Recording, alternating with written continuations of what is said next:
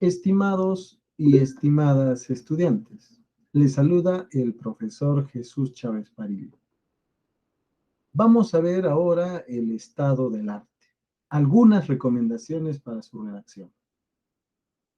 Ya en otras clases habíamos tratado este tema, pero de manera teórica. Ahora vamos a ver a dar algunas indicaciones para redactar el estado del arte y además algunos consejos útiles para optimizar su redacción. Comencemos leyendo esta premisa que he escrito para ustedes, que señala lo siguiente. El estado del arte es un tipo de investigación documental que refleja en su contenido la última y mejor información acerca del tema que se ha decidido investigar. Cuando se dice última, se hace referencia a la información de los últimos 5 a 10 años. Esto garantiza la actualidad de la información consultada y la identificación de los posibles vacíos de conocimiento que pueden ser completados con la propia investigación. Cuando se habla de mejor, lo que se quiere decir es que la información debe provenir de fuentes confiables, es decir, que exista la garantía de que lo vertido en el documento provenga de artículos de revistas indexadas, o sea, con reconocimiento nacional e internacional. También de libros, informes institucionales, otras investigaciones, etc.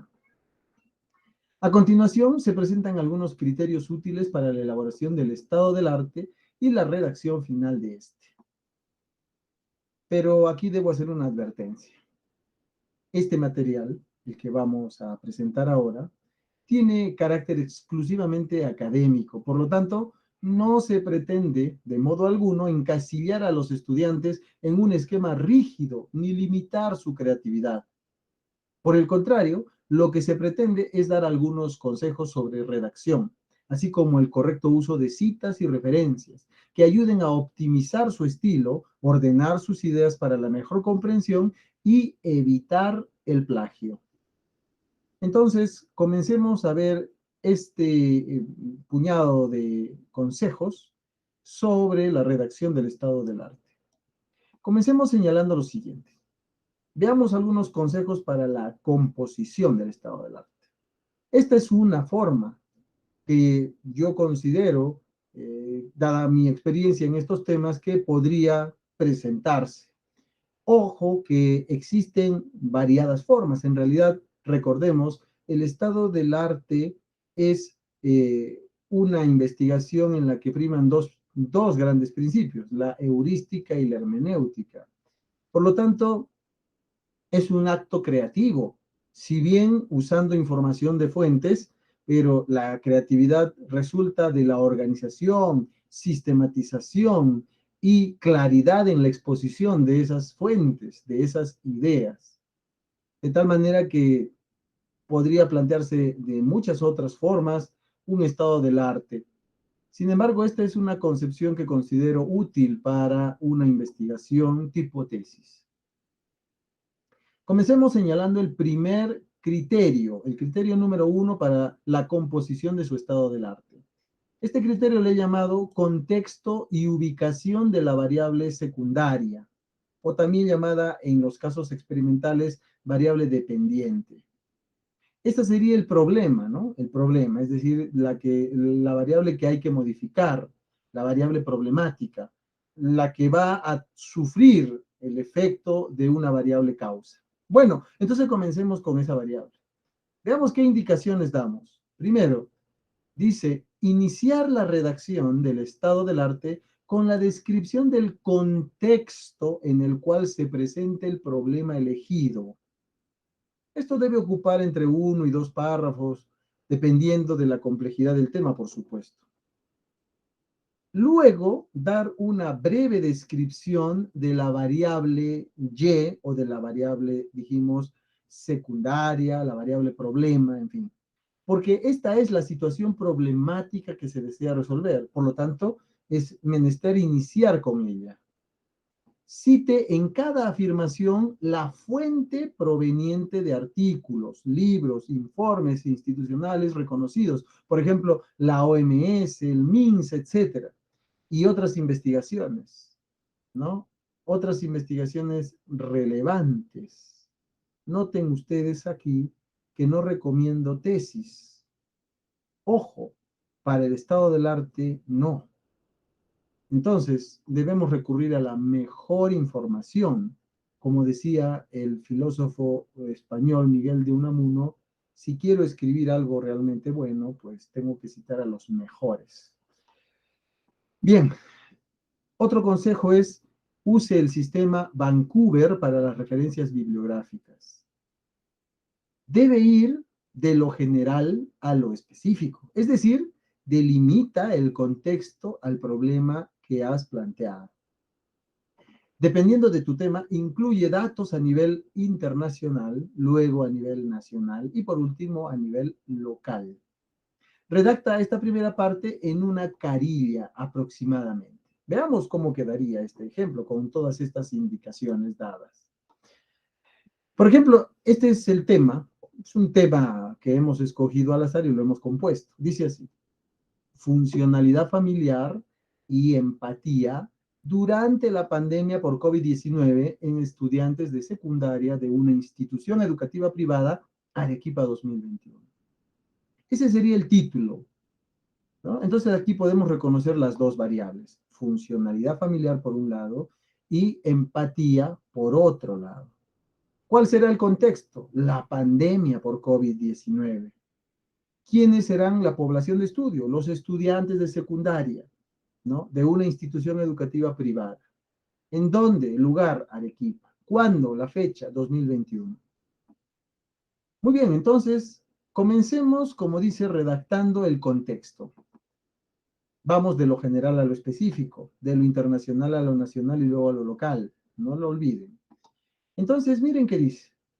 El 11 de marzo del 2020, la Organización Mundial de la Salud, paréntesis, OMS, en adelante ya no aparecerá Organización Mundial de la Salud en extenso, sino solo las siglas.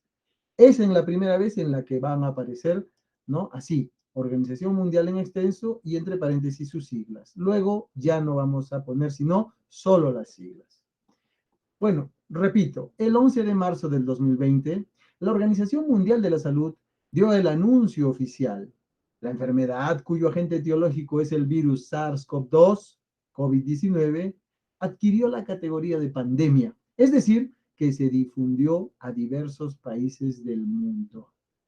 En Wuhan, una ciudad de la República Oriental de China, se presentó el primer caso durante el mes de noviembre del 2019. En este primer párrafo, como ven, estoy dando una descripción del contexto, una descripción bastante genérica, pero ojo, no por ello priva de fuentes. Como observan ustedes aquí, ¿no? Se puede marcar en esta zona, hay ya una fuente y se coloca justo cuando acaba la idea. Si se dijo esta idea, aquí se coloca la fuente. Luego viene la siguiente idea y se coloca la segunda fuente. En un párrafo, en un párrafo ya tengo dos fuentes, ya tengo dos fuentes. ¿De acuerdo? Entonces, podemos seguir diciendo lo que sigue, ¿no? Acá, a ver, perdón, podemos seguir leyendo. En el Perú, el primer caso confirmado de esta enfermedad fue reportado el 6 de marzo del 2020.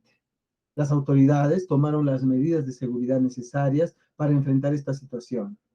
Aproximadamente una semana después de su aparición, el presidente declaró el estado de emergencia sanitaria a nivel nacional. Y a partir de entonces se han emitido varios decretos de urgencia en el sector salud, economía, educación, etcétera, para prevenir la propagación del COVID-19. Noten que sigo en el contexto, es un segundo párrafo, ¿de acuerdo? Y también está al menos lleno, bueno, contiene al menos dos fuentes más, dos referencias, que siempre van ubicadas en estilo Vancouver, como ven aquí, una, dos. Si yo le doy un clic, aquí puedo desplegar, ¿no? Y ahí está la fuente, ¿no? La fuente de donde he sacado la información.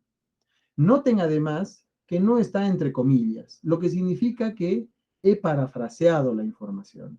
He leído, entendido, comprendido lo que he leído, la idea, y la he escrito con mis palabras. A eso le llamo parafraseo. Muy bien, entonces, aquí no voy a tener problemas de plagio, ¿de acuerdo? No va a haber problemas de plagio.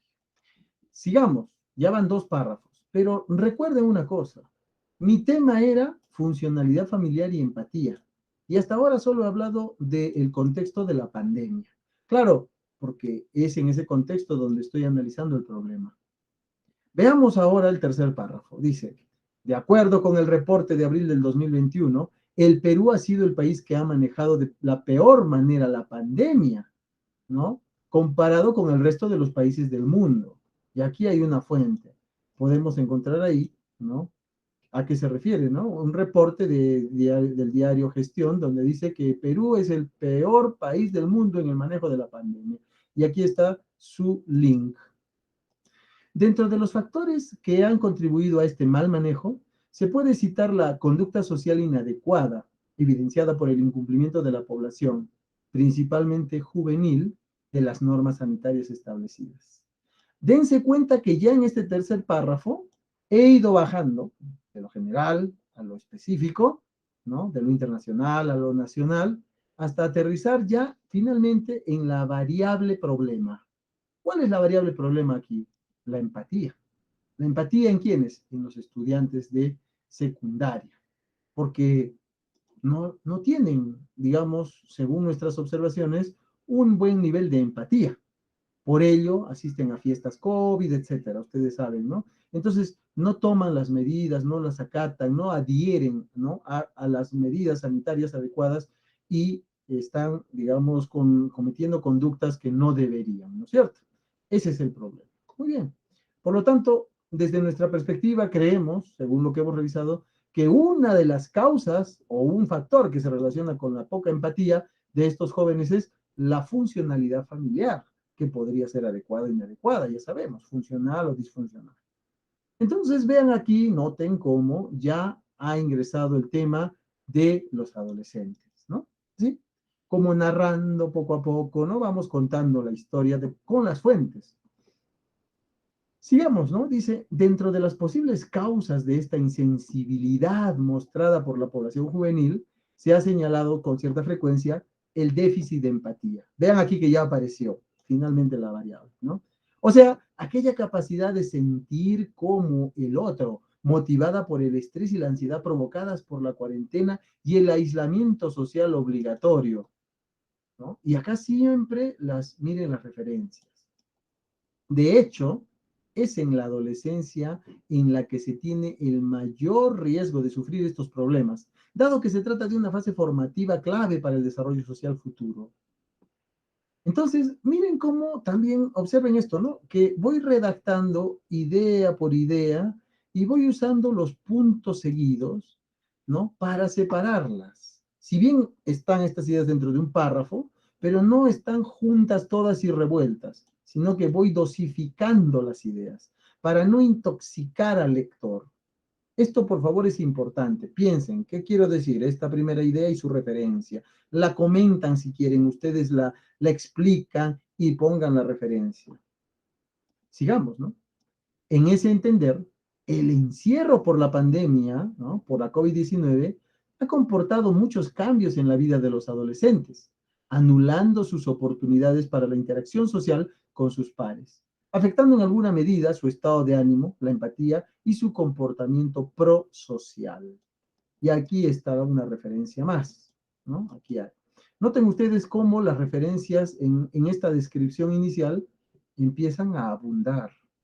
Son bastantes. Esto denota que se ha buscado información reciente, ¿no? Información que nos sirve para construir nuestro estado del arte. Por ejemplo, aquí, ¿no? Para esa información hemos buscado a estos autores, ¿no? En este artículo del 2020, publicado en Plus One, una revista indexada importante. Y así, entonces hemos, digamos, ¿no? Terminado para el ejemplo, con esta primera parte. Hemos descrito el contexto y luego hemos ubicado a nuestra variable problema, la variable secundaria, la variable que nos llamó la atención, la falta de empatía. Simplemente hemos descrito, ojo, pero usando fuentes, como ven aquí. Hasta ahora 7. Pasemos al segundo criterio. Dice, exposición de la variable principal, independiente o causa. Aquí va a intervenir ya la otra variable. Por motivos, bueno, de no querer extenderme demasiado y aburrirlos, hemos redactado solo un pequeño fragmento, pero podríamos haber abundado un poco más. ¿Cuáles son las indicaciones para este segundo criterio? Dice, desarrollar la variable independiente de forma narrativa. O sea, esta es la variable causa, ¿no? El posible factor que estaría causando esa empatía deficiente. No confundir, por favor, desarrollar la variable independiente de forma narrativa y no confundir con los antecedentes de investigación. No crean que es revisar y poner Sánchez señala tal, González señala cual. No, no, no, no. Vean que en ningún momento he hecho eso. Estoy narrando una situación. Esto lo he tomado de las fuentes y he construido, yo diría, una historia interesante y además tiene que ser, bueno, lo más entretenida que se pueda, ¿no? Amena y llena de fuentes. Cite en cada afirmación, ojo, en cada afirmación, cite la fuente proveniente de artículos, libros, informes, revistas, etcétera, de buenas fuentes. Y como ven, estamos haciendo eso. Use el sistema Vancouver aquí, el sistema Vancouver para las citas y referencias bibliográficas. Nosotros usaremos el sistema Vancouver porque ese sistema, ¿no?, es el usado en salud, ¿no? Entonces, ese sistema lo vamos a usar aquí. Redactar en una carilla aproximadamente todo esto. Bueno, aquí hemos redactado solo este fragmento. Pero veamos en este fragmento cómo hemos puesto estas indicaciones. Aquí vamos a hablar ahora de la otra variable, la variable funcionalidad familiar. Dice, no obstante, los factores intrafamiliares podrían contribuir. No estoy afirmando todavía, estoy dando en condicional. Podrían contribuir de manera positiva a manejar adecuadamente estos problemas en la adolescencia. O sea, ser por el contrario los que generen una disminución de la empatía. Y esto lo hemos encontrado en esta fuente, una fuente del 2020. Uno de los factores familiares que con mayor frecuencia se vincula a los problemas conductuales de los adolescentes es la funcionalidad familiar, porque constituye su entorno social más cercano. Y acá otra fuente, 2020. Vean que son fuentes de los últimos años, ¿no? Del año pasado. Dentro de las funciones de la familia, en efecto, existe una que es la de socializar a sus miembros más jóvenes, esto es, empatizar con sus semejantes. Bueno, y así seguiríamos hablando de esto, ¿no? Y ahora, ya como ven, he introducido la otra variable que era funcionalidad familiar. Veamos el tercer criterio, cruce de variables. Las indicaciones aquí son exponer la intersección de las variables de forma narrativa. No confundir con los antecedentes de investigación, o sea, no redactarlo como apellido, año y título. No, no, no. Estamos narrando. ¿Cómo sería en el ejemplo? A ver, vamos a cruzar las variables. Empatía y funcionalidad familiar. ¿Cómo sería? Dice, en efecto, aquella suele ser una variable relacionada con los problemas personales de los adolescentes. Ojo, aquí estamos hablando de la familia, ¿no? De la funcionalidad familiar. Más aún, miren cómo se junta aquí, en el contexto de la pandemia, en la que además de la atención a la que han sido sometidas las familias por el temor del contagio y la enfermedad misma, se añade el aspecto económico, factores que son el caldo de cultivo para una deficiente dinámica familiar. Entonces, ya he mezclado aquí las dos variables, las he intersecado y además he incorporado el contexto. ¿Se dan cuenta? Entonces, y siempre con fuentes bibliográficas. Siempre con fuentes bibliográficas. Por último, el criterio número 4 que recomiendo es el cierre. En el cierre yo tengo que, digamos, hacer una síntesis, ¿no? Una síntesis breve de todo lo dicho anteriormente, de todo lo que hemos encontrado en esta narrativa y también describir, ¿por qué no? ¿No? Si es posible, incluir evidencias del problema identificado en el lugar donde yo voy a desarrollar el estudio, es decir, en mi localidad, en la zona, ¿no? Es decir, debo de aquí escribir también lo que he encontrado o lo que se ha observado en el lugar donde voy a aplicar los instrumentos. Veamos cómo queda. Decíamos así. En Arequipa, ya estamos ahora sí en la localidad, ¿no? La situación no ha sido ajena y los casos de incumplimiento de las medidas sanitarias estatales por parte de adolescentes ha sido frecuente. ¿Quién dice eso? Pues acá está, ¿no? Aquí está y lo dicen en el 2021, ¿no? Muy bien. Por otro lado, los adolescentes que realizan sus estudios de nivel secundario, noten que ya estoy precisando aquí, ¿no? El problema en las instituciones educativas privadas, bueno, de Arequipa en este caso tendría que ser, han tenido que desarrollarlas de forma virtual. Claro, todos sabemos eso, es público y notorio. Como en todo el país, ¿no? Lo que ha permitido periodos de convivencia prolongados con sus familiares y el surgimiento de conflictos es natural que se haya visto incrementado. Esto, como ven, ha sido la observación que hemos hecho nosotros, pero que no tiene una fuente, porque es una observación y nosotros pretendemos ahí justamente enfocar nuestro estudio. O sea, estamos como que dando a conocer que ahí hay un vacío de conocimiento que no se sabe, no se conoce. Y nosotros pretendemos precisamente, al reconocer que hay un problema, llenarlo, colmarlo con nuestra investigación. Por último decimos, ¿no? Sin embargo, miren, ¿eh? Se desconoce, vacío de conocimiento, si existe alguna relación entre el funcionamiento familiar y la empatía en los adolescentes durante la pandemia COVID-19. Eso no se sabe, ahí está el vacío.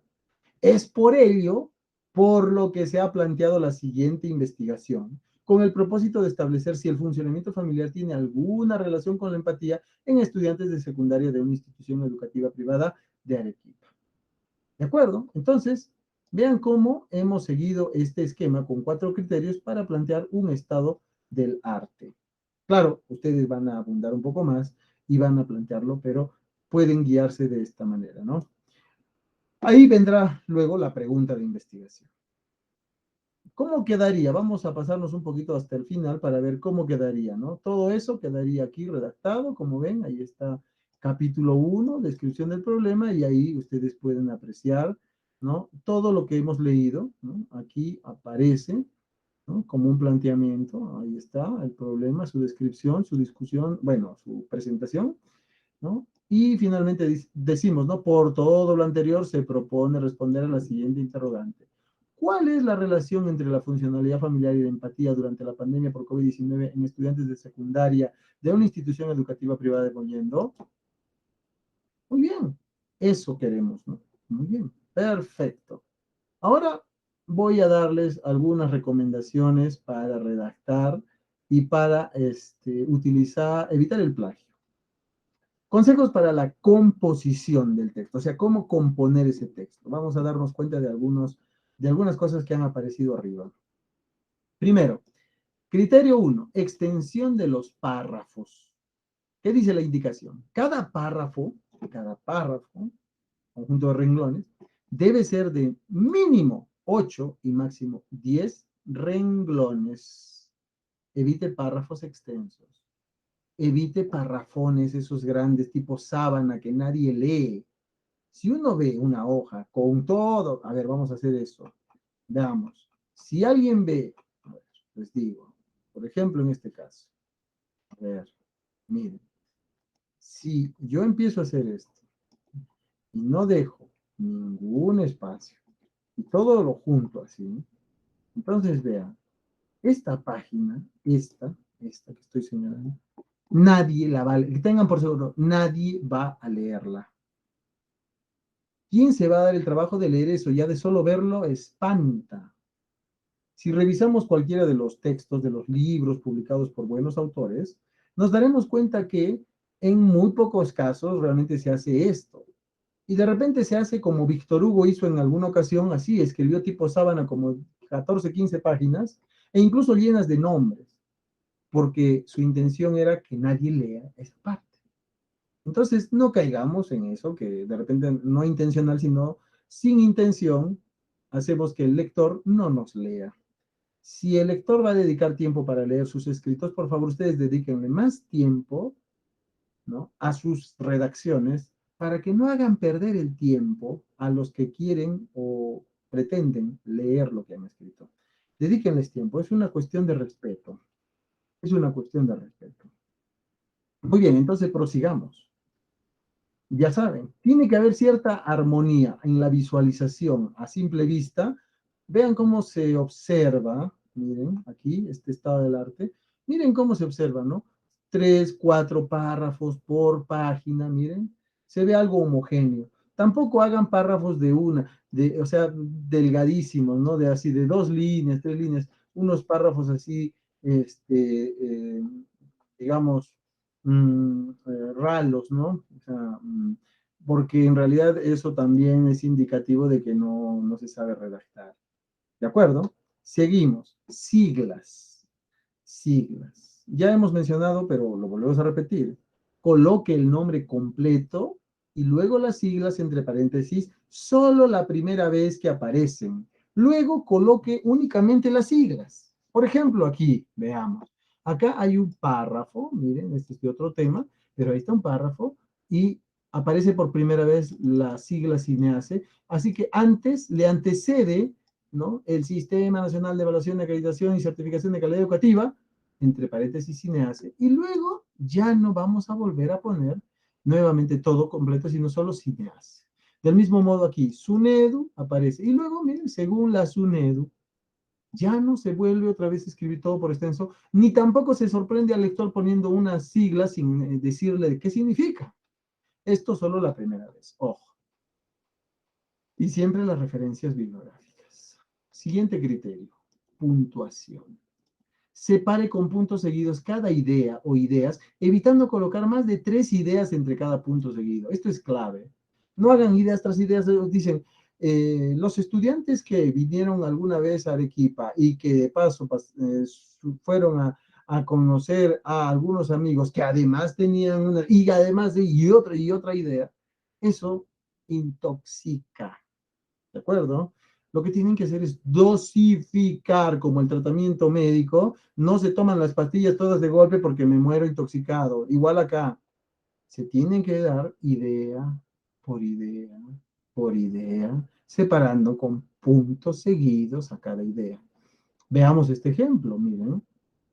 Bueno, y antes de pasar al ejemplo, otro criterio, argumentación del párrafo. Plantea la argumentación en orden de ideas. Idea principal, lo que se afirma primero, idea secundaria, la que complementa, explica la idea principal, idea terciaria, un ejemplo de esto que estamos diciendo. Veamos. Aquí dice, por otro lado, la acreditación universitaria es un proceso llevado a cabo por el Sistema Nacional de Evaluación, Acreditación y Certificación de la Calidad Educativa, CINEACE. Esa es una idea. Punto. Punto. Una idea, un punto seguido. No tengo por qué ponerle más. Dice, se trata, punto seguido, ¿no? Estoy haciendo referencia a la idea anterior. Se trata de un órgano perteneciente al Ministerio de Educación, al igual que la Superintendencia Nacional de Educación Superior Universitaria, SUNEDU. Punto. Una idea, un punto. Luego dice, ¿no? El proceso de acreditación garantiza que los servicios educativos brindados por la universidad sean de la más alta calidad a través del cumplimiento de las metas institucionales evaluadas por resultados, por resultados. ¿Mm? Listo. Entonces, miren, acá hay 3 ideas, pero separadas por puntos.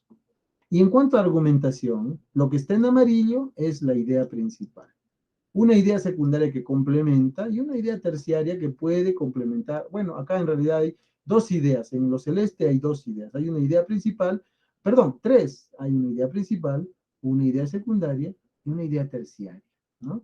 Y ahí hay todo un argumento. Ojo. Entonces, usen los puntos, por favor. No escriban estas idea tras idea sin ningún punto. Hay que utilizar los puntos seguidos. ¿De acuerdo? Tampoco exageren, luego van a poner un punto seguido en cada rato y queda como un telegrama. No. Veamos otro criterio. Veamos el criterio que sigue. Dice, eh, a ver, vamos a arreglar esto. Ya está.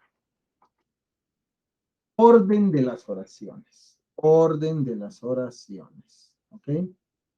El orden para componer un texto, acuérdense de la forma base que nos enseñaron en la primaria. De la primaria. ¿Se acuerdan cómo era? Lo que nos enseñaron en la primaria nos dijeron sujeto, verbo, complemento o predicado, ¿no? Sujeto, de quien se habla. Verbo, la acción del sujeto. Complemento, lo que se dice del sujeto. Esa forma base hay que usarla cada rato. No en todos los casos, ojo, pero cada vez que tengamos duda de redactar algo, recurramos a nuestra forma porque es comprensible para todos. A veces le quitamos el sujeto y salen frases abominables como esa que dice, por ejemplo, ¿no? Dice, invitamos aquí al señor Jesús Chávez para que nos dé un saludo. Y entonces salgo yo y digo, no, agradecer en primer lugar. Miren, agradecer en primer lugar. ¿Y dónde está el sujeto? No hay. Es como que uno sin cabeza, ¿no? No hay sujeto. Y de frente el verbo. Bueno, en primer lugar, agradecer, así dice, ¿no? Uno así.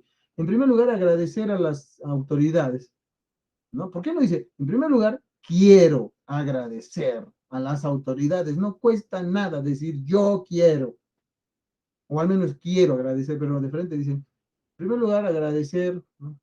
Reconocer de frente, o sea, no se olviden del sujeto, por favor. Es grave si no se pone, ¿eh? Pero van a notarlo cuando escuchen los discursos, ¿no? Siempre dicen, ¿no? Bueno, ¿usted qué opina? Bueno, yo, no, ni yo, dicen, ¿no? Bueno, agradecer así de frente. Ay, Dios mío. Miren, el sujeto, verbo y complemento, ¿cómo sería? A ver, mal escrito sería así. Una tarea pendiente en los últimos decenios ha sido la calidad educativa universitaria. Un desorden. Primero empezamos por el complemento, luego el verbo y luego sujeto. El verbo haber, ¿no? Haber sido, ahí está. El complemento primero. O sea, todo está chueco, ¿no? O sea, invertido. Una tarea pendiente ha sido la calidad educativa. ¿Y por qué no lo invertíamos y lo ponemos en su forma correcta? O sea, sujeto, verbo, complemento. ¿Cómo sería? Lo mismo diría así. La calidad educativa universitaria ha sido una tarea pendiente en los últimos decenios. ¿Se dan cuenta? Ordenado. Sujeto, de quién se dice, verbo, lo que hace, complemento, lo que se dice del sujeto. Bueno, veamos otros consejos. Redacción impersonal. ¿Qué significa esto? No redacte, dice, ni en primera ni en segunda persona, tanto del singular cuanto del plural. O sea, no usemos el yo, ni el tú, ni el nosotros cuando redactemos, tampoco el ustedes. Dicen, ¿no? Por ejemplo, he visto que en Arequipa las enfermeras, Dios mío, he visto, en una redacción científica hay que guardar la objetividad. Entonces, si yo pongo he visto, yo, entonces me estoy involucrando, yo soy parte de la investigación, yo soy parte del estudio. Y no es así. Yo soy un agente externo y por lo tanto, como redacte, o sea, mi redacción será desde afuera, como un espectador, como el que ve y dice, se aprecia que, ¿no? Se ve como la persona, no dice, he visto como, no, no, la objetividad. Es importante. En vez de decir, hemos visto que, nosotros sabemos nada de nosotros ni he visto, de frente, se ha visto, ¿no? Se ha notado. Ese es el impersonal, tercera persona, no impersonal. ¿No? ¿Quién dice? ¿Quién ha notado? Eso en español se puede hacer, ¿no? Se dice. ¿Quién? ¿Quién dice? No, se dice, se dice. ¿Quién? No, no, no hay sujeto. Ojo, ahí, ¿no? O sea, es una forma impersonal, ¿no? Se ha visto que, ¿no? No digo he visto, no, no me involucro yo en primera persona. En inglés, pues no, no hay eso, ¿no? En inglés tiene que ir siempre el sujeto, ¿no? Por ejemplo, I see, ¿no? Veo, ¿no? Se ha visto, no se puede decir, ¿no? Siempre hay que poner el pronombre, ¿no? En francés, on dit, en alemán, das man, en italiano, si dice, en español, se dice, pero en inglés no se puede, siempre tienen que, ellos que son muy, muy empiristas, ¿no? Muy, muy plantados en la realidad y no tienen pensamiento metafísico, ¿no? No tienen. El inglés carece. Por eso la filosofía es metafísica en Europa, ¿no? La filosofía continental. En cambio, en Estados Unidos no. Es una filosofía pragmática, ¿no? Racionalista, filosofía anglosajona, ¿no? Distinta, ¿no? No en vano ha nacido ahí, pues, precisamente el empirismo, ¿no? Bueno, con David Hume, etcétera. Bueno, no quiero hablar de eso. Entonces, decimos, debe apreciarse objetividad en la redacción y no subjetividad. El investigador no forma parte de la población de estudio, excepto, porque siempre hay una excepción a la regla, en estudios fenomenológicos donde uno es parte, donde uno forma parte de la investigación. Hay célebres estudios, ¿no?, de inmersión en antropología, ¿no? Por citar uno, nada más el de Margaret Mead, que ellos van, viven, conviven y ellos describen lo que ven, ¿no? Y dicen, he visto, bueno, ahí está bien. Pero en estos estudios no. Entonces use el impersonal, no se deje tentar. Dice, hemos realizado la presente investigación. ¿Cuál que hemos realizado? No, se ha realizado la presente investigación para. Otro, esta situación nos ha afectado a todos. ¿Qué? No, esta situación ha afectado a la población de estudio. Es diferente, ¿ven? Otro, ¿no? Inclusive tú, lector, puedes darte cuenta de lo que te digo. O sea, Dios mío, y ahí si tú, yo, no. Inclusive el lector puede darse cuenta de lo que aquí se dice. ¿Se dan cuenta qué diferente, no? Esa es la objetividad. Bueno, en la redacción. Otro consejo. Este es un consejo que es un poco, hay que estar atentos, ¿no? Yo también en algunas ocasiones se me escapa y siempre estamos tratando de controlar que no nos escapen los gerundios. Un gerundio es una palabra que termina en ando, es un verbo, ¿no? Que termina en ando, endo, yendo. Por ejemplo, iniciando, estando, cumpliendo, siendo, cayendo, trayendo, etcétera, ¿no? Esto lamentablemente malogra nuestra redacción, los gerundios, porque expresan el presente perfecto, actual, ahorita, el presente, ¿no? El presente actual, o sea, lo que está pasando en este momento. Pero en un trabajo de investigación ya no pasó, no está pasando nada en ese momento, porque o ya pasó, ya ejecuté, ya se recogieron los datos, o recién va a pasar en el proyecto, ¿no? Se realizará, se hará, o en el pasado ya recogí, entonces se encontró, ¿no? Pero no decimos, se está encontrando, no. O sea, en este momento está pasando un carro, eso es el gerundio, ¿no? Pero en la redacción, ojo, hay que evitar, ¿de acuerdo? En un proyecto de investigación, entonces, los hechos narrados son en tiempo futuro, se hará. Mientras que la tesis concluida, la narrativa va a ser en tiempo pasado. Se aplicó la fórmula para el cálculo de la muestra. Por lo tanto, no use gerundio, salvo que se trate de la transcripción de alguna entrevista. O cuando pues, tiene reglas precisas, que no las vamos a ver ahora aquí, pero que ustedes las pueden encontrar en la gramática de la lengua castellana que está en Internet, ¿no? Por la Real Academia. Y entonces ahí pueden encontrar bien los usos del gerundio, que son pocos. Entonces, miren, por ejemplo, dice, la SUNEDU viene manteniendo su autoridad, producto de lo cual ha hecho grandes progresos en acreditación en los últimos años. Viene manteniendo, ya. Ahí malogramos. En cambio, ¿cómo debería decir? La SUNEDU ha mantenido su autoridad en mérito a los progresos en materia. Qué diferente, ¿no? O si no, la SUNEDU mantiene su autoridad. ¿Mm? ¿No? La SUNEDU mantiene. ¿De acuerdo? Cuando vean un gerundio, cámbienlo. Actualicen, pongan pasado, presente, lo que sea, pero no gerundio. Mal afea el texto, como decía nuestro gran maestro Marco Aurelio de Negri. Evitar el adverbio terminado en mente. Este es un problema también. El adverbio terminado en mente. El adverbio terminado. ¿Qué es eso del adverbio terminado en mente? ¿Por qué nos complica la vida? No les complico, es que simplemente debe evitarse también esta otra, no sé cómo llamarle, muletilla, ¿no? En la redacción. Por ejemplo, decimos, ¿no? Actualmente, lamentablemente, posiblemente, ¿m?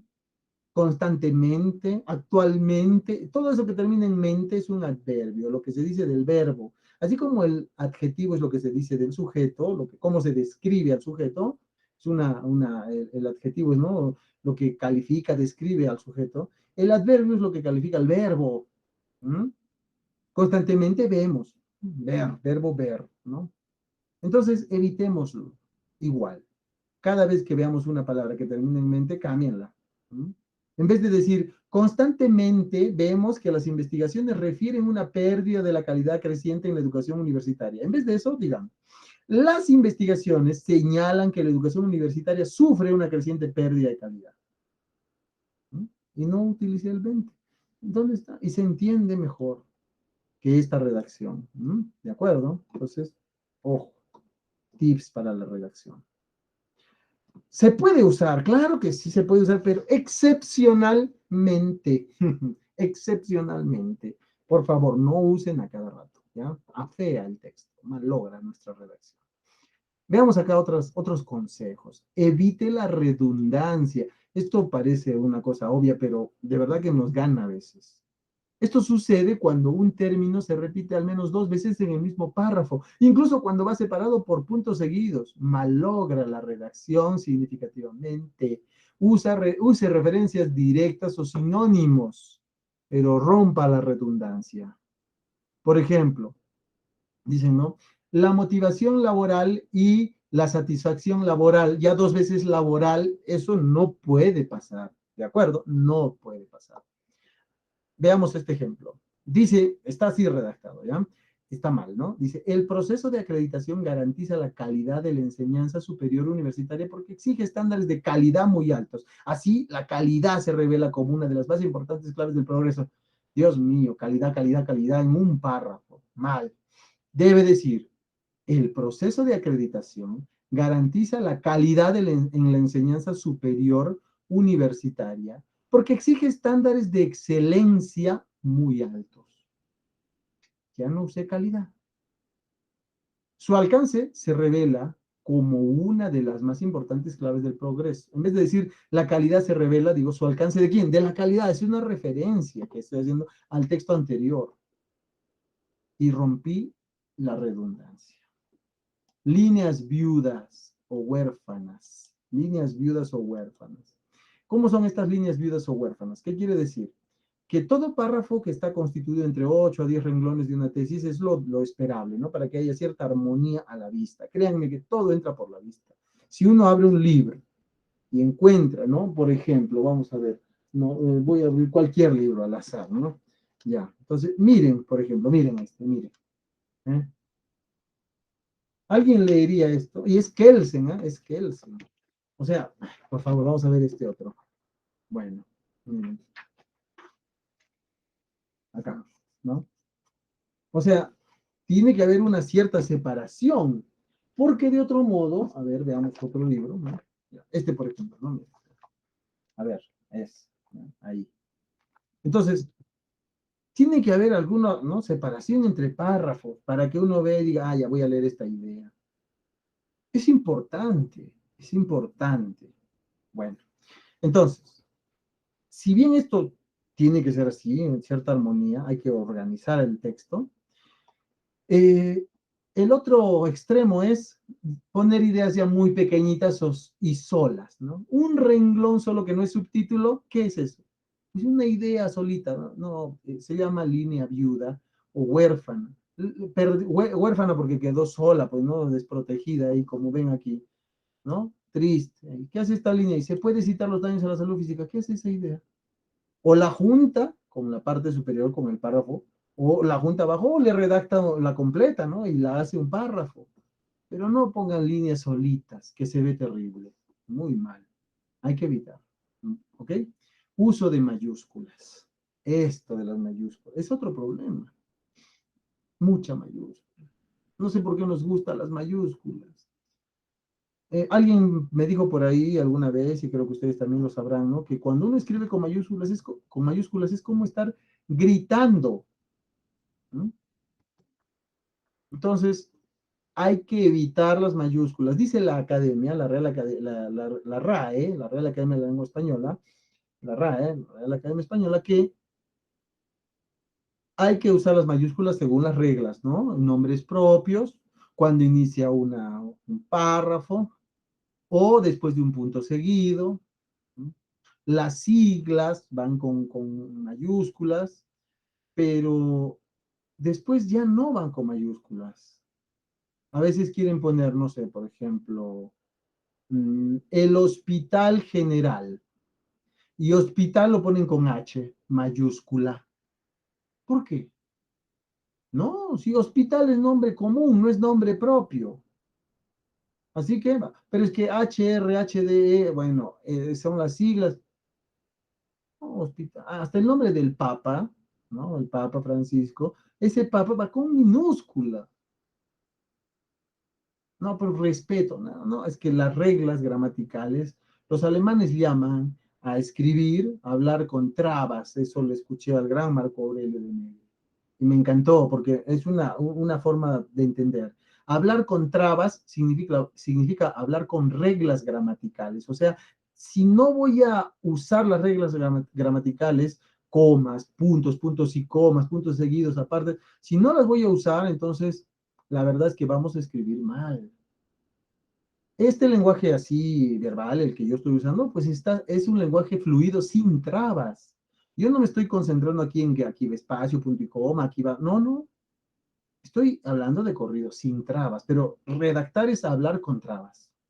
Y las trabas son las reglas, ojo. Y no es que hay que verlas como, en realidad como trabas, sino hay que verlas como necesarias para entenderse, para hacerse comprender. Entonces, por favor, no me pongan mayúsculas, ¿no? Acá, Sapolsky todo con mayúscula. ¿Por qué? Porque es un autor importante. No, solo la primera. Organización Mundial todo con mayúsculas. No, solo las primeras letras si quiere y luego las siglas. Cuando haya duda, dice el diccionario, entre poner mayúscula o minúscula, diga, esto es como esto, ponga minúscula, ponga minúscula, no lo dude, ponga, si hay duda, digo, esto va con mayúscula, minúscula, no pasa nada. Salvo claramente, ¿no? En las reglas que ya sabemos, ¿no? El nombre propio de una persona, Juan Pérez, no lo puedo poner con minúsculas, pues no estoy infringiendo una regla gramatical. Entonces, salvo que cuando tenga dudas, no sé, entonces pongo minúsculas. Créanme, no pasa nada. Y por último, consejos para evitar el plagio. Este es otro problema. El plagio se comete este delito, porque es un delito de apropiación ilícita de las ideas de otros, eso es el plagio de la propiedad intelectual de otro, y en las investigaciones sucede a cada rato. Ahora tenemos software antiplagio y ustedes van a tener que pasar su trabajo por un software antiplagio. El más usado es Turnitin. El Turnitin es un software que va a detectarles todo lo que está copiado idéntico, de manera idéntica a otra fuente. No se va a salvar ni una palabrita, créanme, si está copiada de otra. ¿Cómo es posible? Bueno, lo que detecta son secuencias, ¿no? Secuencias, ¿no? De palabras. Bueno, una sola palabra no es plagio, ¿no? Pero cuando yo pongo una seguida de otra que está en ese mismo orden en otra fuente, pues eso lo detecta y lo marca como plagio. O sea que desde ahora redacten bien, hagan el esfuerzo de leer, que dice, oh, qué interesante. ¿He entendido? Sí. Si no entendí, vuelvo a leer, interesante, y copiar. Demora un poco, ¿no?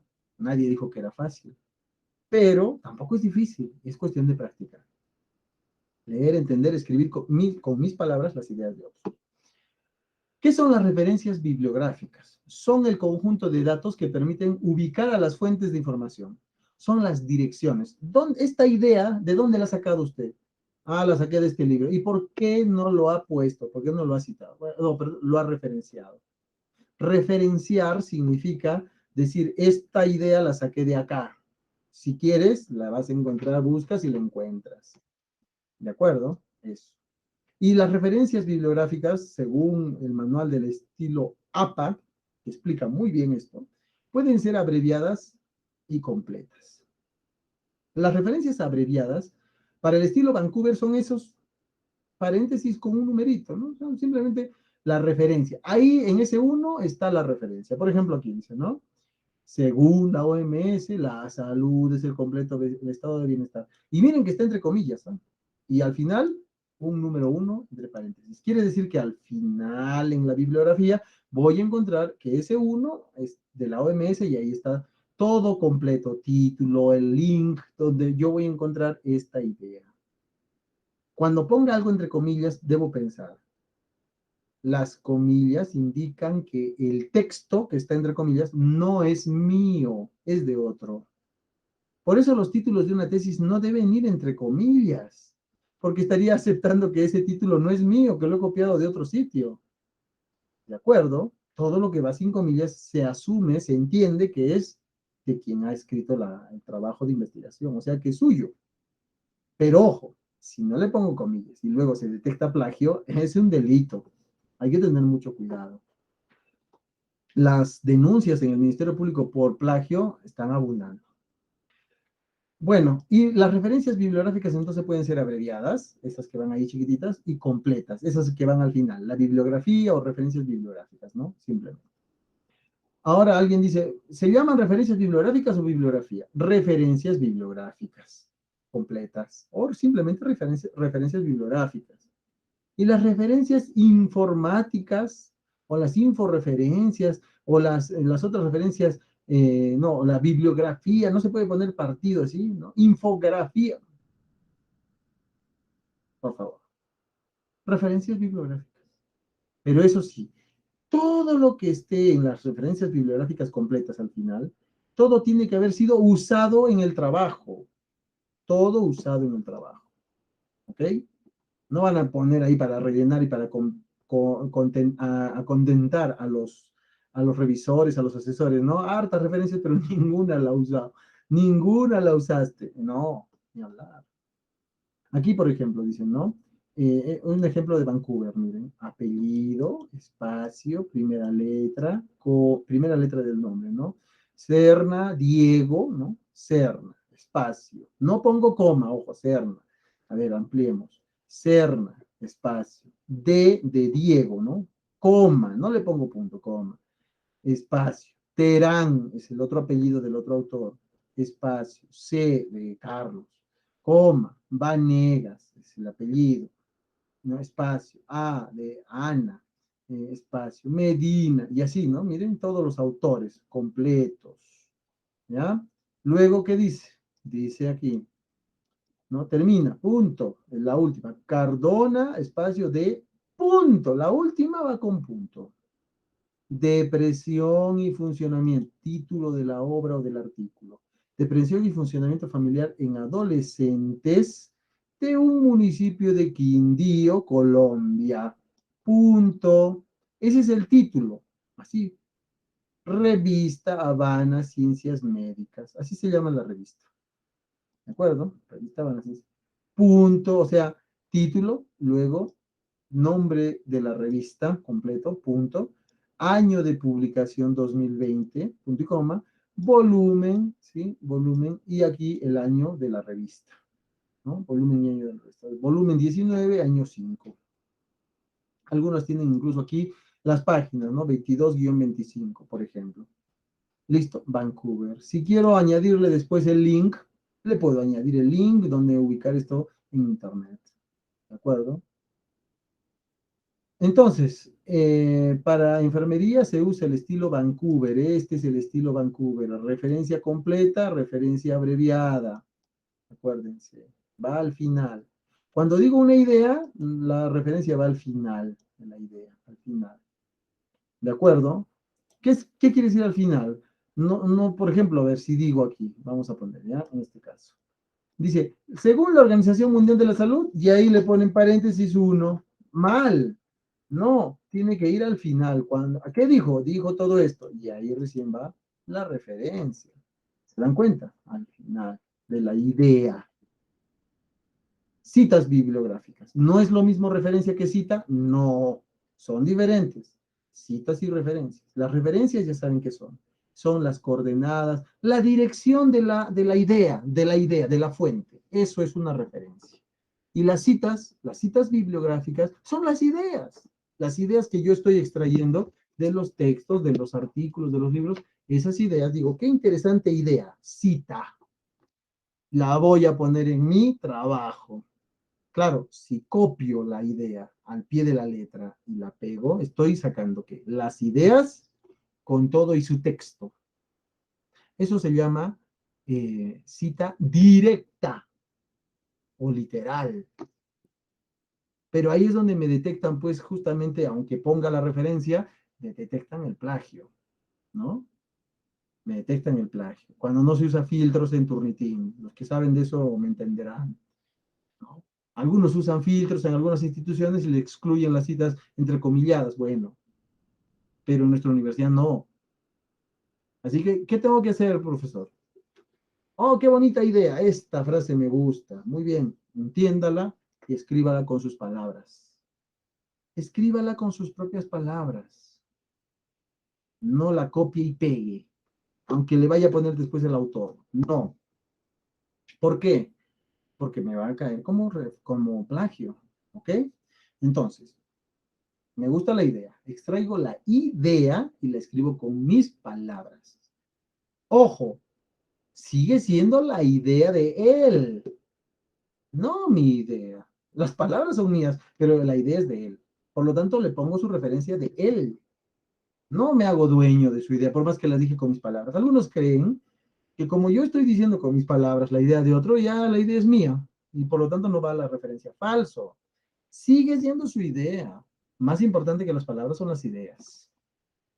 Ok, muy bien, entonces ya saben, hay citas directas, copia y pega, que no se deben usar, hay que evitarlas al máximo, salvo que sean pues normas jurídicas, las leyes, que en fin, y aún así hay que hacerlo muy poco, muy poco realmente, o indirectas, leer, entender, escribir. A eso se llama parafraseo, ¿de acuerdo? Parafraseo. Síntesis. Síntesis es el resumen de una gran cantidad de texto en algunos pequeños párrafos. Me leí todo este libro, me lo leí todo, y de acá digo, puedo sacar 3 ideas clave y las pongo. He sintetizado un libro entero. ¿Puede hacerse eso? Por supuesto que se puede hacer. Pero siempre pongo al autor, porque ojo, las ideas son de él. Parafraseo. ¿Qué es parafraseo? Es una técnica que consiste en decir la idea de otros con mis palabras. ¿Eh? Con mis palabras. Un buen parafraseo, ojo, no debe confundirse con sinónimos.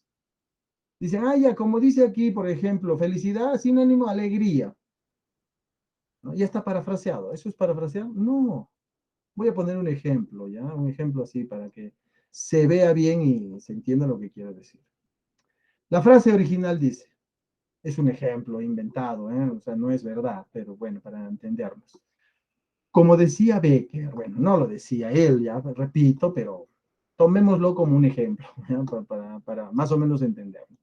Como decía Becker, a caballo regalado no se le mire el diente. Ese es un refrán, ¿no? Pero yo lo estoy poniendo así para entender. Bueno, como decía Becker, podría haber dicho otra cosa. Bueno, a caballo regalado. Y miren cómo sería un parafraseo incorrecto lo que hacemos, ¿no? Como decía Becker, o perdón, dice, como Becker decía, le cambian el orden y creen que ya están parafraseando, ¿no? No, el Turnitin lo va a detectar igual. O sea, como decía Becker, como Becker decía, cambiar el orden, no. Y luego usan sinónimos. Ejemplo, en vez de decir a caballo, dicen a equino. Regalado, dicen obsequiado. No se le mira, dicen no se le ve. El diente, dicen la muela. Y le sale así. A equino obsequiado no se le ve la muela. Y eso dice que es parafraseo.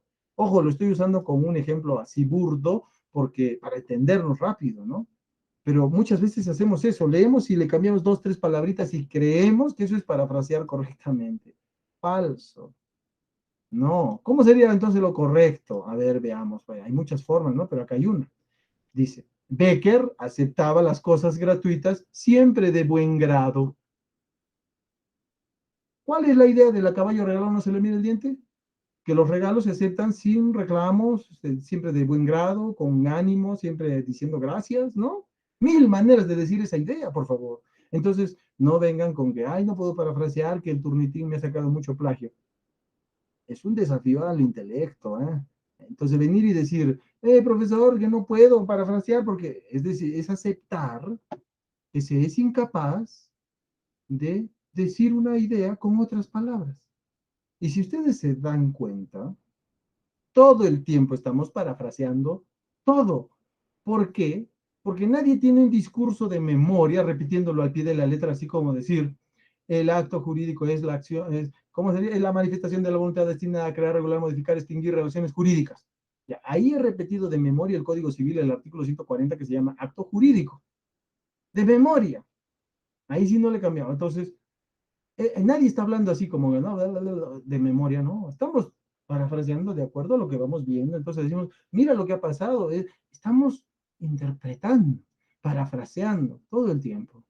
Lo que pasa es que no hemos practicado leer y parafrasear, explicar. De hecho, lo que yo estoy hablando aquí está todo parafraseado de las lecturas, de metodología, de investigación y de mi experiencia, en fin. Es parafraseo. Entonces, cuando alguien dice, ay, no quiero parafrasear o no, está aceptando, ojo, pobreza de lenguaje, incapacidad para realizar un ejercicio tan simple, incapacidad intelectual, ojo. Así que, no, no, todos somos capaces e inteligentes. ¿De acuerdo? A ver, conectores. Entre cita y cita, use conectores para que se lea un texto armonioso. Y les pongo este ejemplo, miren aquí, lo voy a ampliar. Imagina que cada cita, por ejemplo, oh, qué bonito lo que dice este señor, este autor en este libro, y lo que dice este otro en este, y así. Bueno, sus ideas las coloco acá.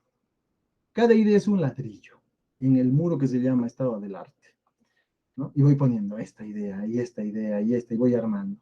Pero entre esas ideas no le pongo, o sea, si esas ideas son como ladrillos de esta pared, si yo no le pongo el cemento, eso se cae, se lee mal. Cita, cita, cita, cita, cita, cita, horrible. Así como este muro se deshace. Pura cita. Miren, dice, un mal muro solo tiene ladrillos o citas y por lo tanto se cae con facilidad. No soporta el mínimo análisis y se desmorona. Ahí, ¿en qué error se cae? En lo que Jesús Mosterín llamaba citismo. Citar, citar, citar, citar, sin darle ningún orden. Ojo, no es citar por citar, poner, poner, poner, como un Frankenstein.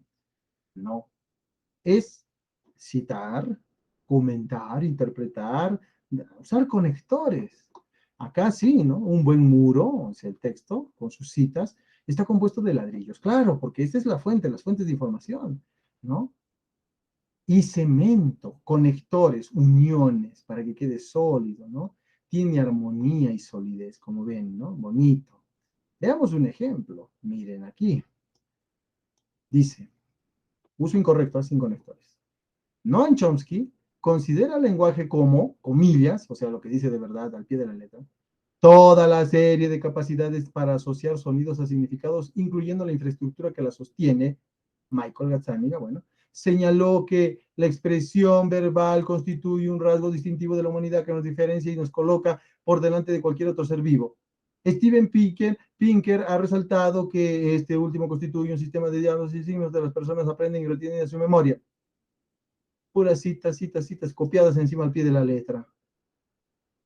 Terrible, son ni ganas de leer. Correcto, ¿cómo sería con conectores? Miren, lo que está en anaranjado es como un ladrillo, ¿no? Entonces no tiremos ladrillazos.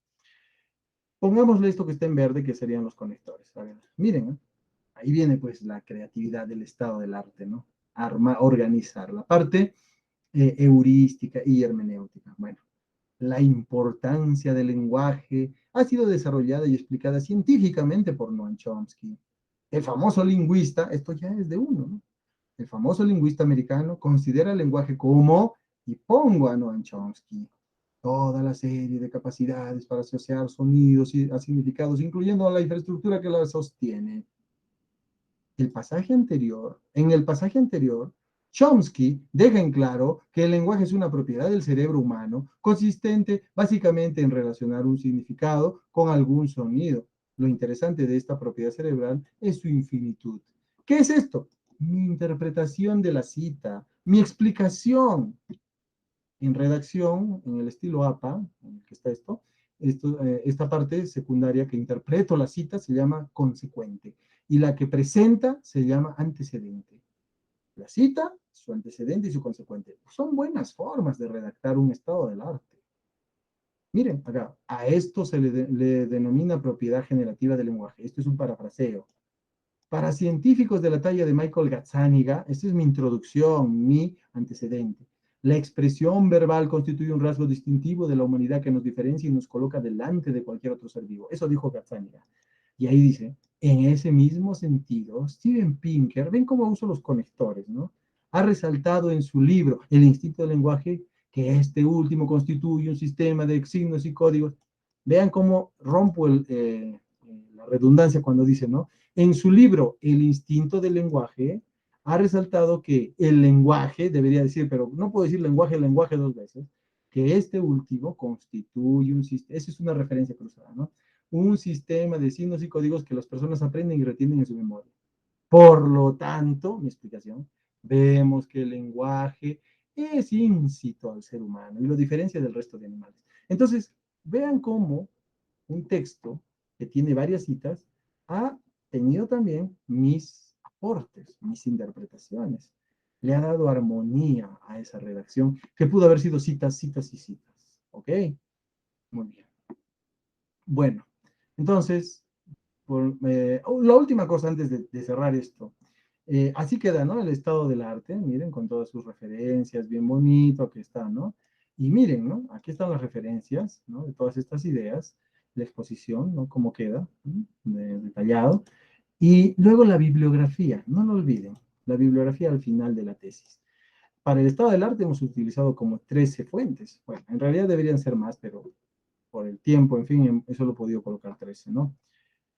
Referencias, miren, nos ponemos aquí, vamos a ir a este punto, acá, ¿no? Vamos a insertar cita, ¿no? Ahí están todas mis referencias cargadas en el Word. Ah, perdón, no, aquí no debe ser acá, ¿no? Acá. Ya, bibliografía. Ah, ya, perdónenme, pero es que acá algo que obstruye. Ya está. Miren, aquí me pongo, aquí, bibliografía, insertar, y me va a insertar la bibliografía. Ahí está. Claro, le doy el formato. Ojo, el formato es fundamental. Todo el trabajo va redactado en Arial 12, ¿ya? En Arial 12, negrita. No usen colorines, no usen viñetas, no usen letras más grandotas, más chiquitas para resaltar. A nadie le interesa que estén más grandes, subrayadas y cosas, por favor. Homogeneidad. Los títulos principales, los capítulos con mayúsculas. Todo lo demás con minúsculas, por favor. Claro, la primera letra con mayúsculas. Aquí, ¿cómo debe ir? Referencias bibliográficas, ¿no? Ya está. Oh, claro, que he escrito aquí, bibliográficas. Listo, referencias bibliográficas. Y miren, ahí están mis referencias estilo Vancouver. Claro, están todas sin formato. Les doy el formato. Ahí están todas, ¿no? En letra Arial, número 12, justificado. Y ya está. ¿Se dan cuenta? Ahí están mis referencias. Miren, y queda así. Con los links y todo lo que quieran, ¿no? Ahí están. Todos en estilo Vancouver. Vean cómo queda. Numeradas. 1, 2, 3. Presenten así. No me presenten o no presenten en general todo como apareció, ¿no? Así, así. Todo mal. O sea, presentan los trabajos diciendo, a veces pasa esto, yo no entiendo, ya, que revise, pues ya, así, ya está, así todo a como dicen, a la velocidad del rayo, ¿no? O sea, ya, pues cómo salga, improvisado, no importa, que diga lo que diga. Quiero cerrar, porque acá termino también con esta exposición, diciéndoles que este trabajo, las y los representa. Y no ofendo a nadie cuando digo que si alguien me presenta un trabajo así de lujo, pues la persona que lo ha presentado es una persona igual, de lujo. Pero si me presentan un mamarracho de trabajo, como sea, sin cuidar nada, sin poner números de página ni nada, pues yo entenderé también lo que corresponda. Por favor, ténganlo en cuenta. Esto es una extensión de su personalidad. Háganlo bien, háganlo bien. ¿De acuerdo? Háganlo bien porque no va a ser leído solo por ustedes, sino por otros. Y por respeto a sus lectores, ¿de acuerdo? Que van a tener muchos, dedíquenle el tiempo y el esfuerzo para que salga el mejor texto posible de su puño y letra. Yo les agradezco mucho, espero que estas indicaciones, estos consejos ayuden a que ustedes redacten, compongan, elaboren mejor un estado del arte. Soy el profesor Jesús Chávez Parillo y les agradezco mucho por su atención.